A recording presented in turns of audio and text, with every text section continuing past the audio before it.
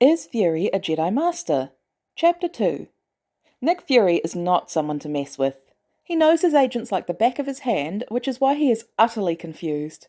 The fancy chicken stares back at him as if mocking his attempts to catch whoever was responsible for this stupid prank. Few people would have the guts, only two actually, and he has triple-checked their whereabouts. That's why his office is now outfitted with a new layer of surveillance, but this time only Fury himself and Agent Hill would be able to tamper with it. He knew he could always trust her, but he still wasn't convinced that a certain pair of Avengers weren't to blame for the unauthorized renovations. Time to bring out the big guns. Laura was surprised to hear the director's voice when she answered the phone, but she understood her assignment perfectly. At the tower, Peter and Natasha were sitting around a dozen new burner phones, a notebook half full of plans, and a lot of candy.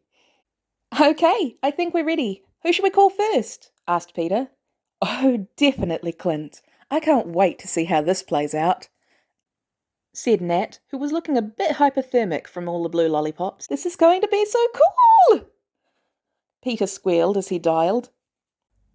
"I'm sorry, sir. Can you repeat that?" Clint had totally not understood what the director was saying. "I said I need you to switch all of Banner's shirts with Stark's and take all of Roger's pants except the short ones." Okay, so maybe he did hear Fury say that.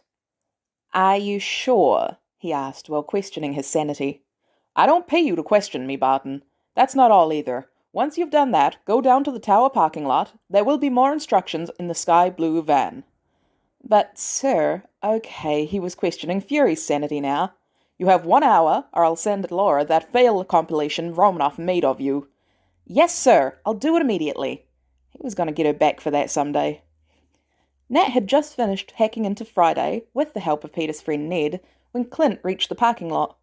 Peter leaned over her shoulder to watch as Clint broke into the car and read his next set of instructions. Today's Avengers meeting was going to be fun. In the meantime, it was a time to call the next person on their list. Okay, Fury is acting weird, Maria thought to herself as she disabled the security to Fury's office. First he's asking her for those stupid pictures, and then he's updating his office security and interrogating everyone on the floor. Even weirder was his latest request. If he wanted 30 cat plushies, couldn't he have gotten them himself? His office is going to look like it belongs to a crazy grandma, she thought as she dragged in the plastic bags containing way too many plushies. Now to set them up and I can go get some lunch. He left for 40 minutes.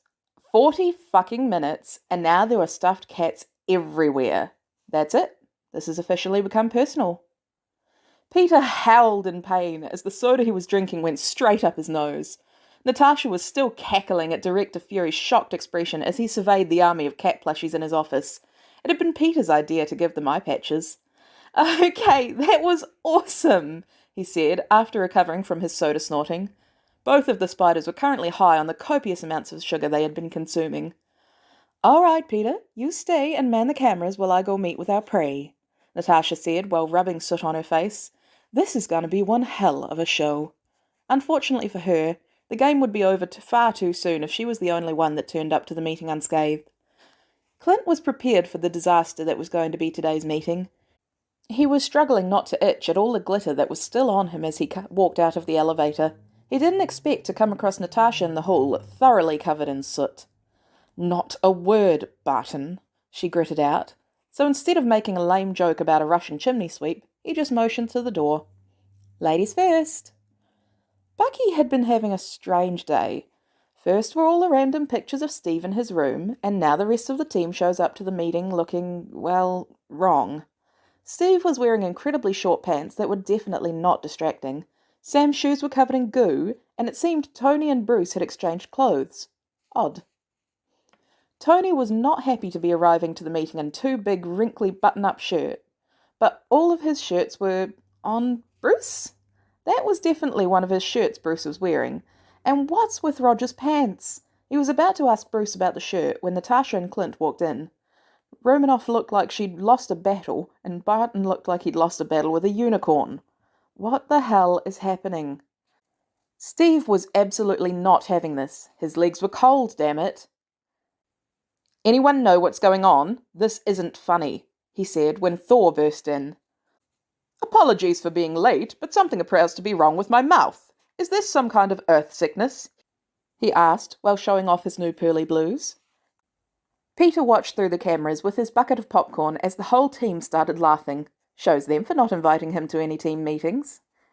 At an undisclosed location, someone else watched through the cameras as the laughter quickly turned into an argument over who was responsible for the prankdemic. There's definitely something off about this situation, and it probably has something to do with Fury's little problem, Laura thought to herself. Time to dig deeper. End of Chapter 2.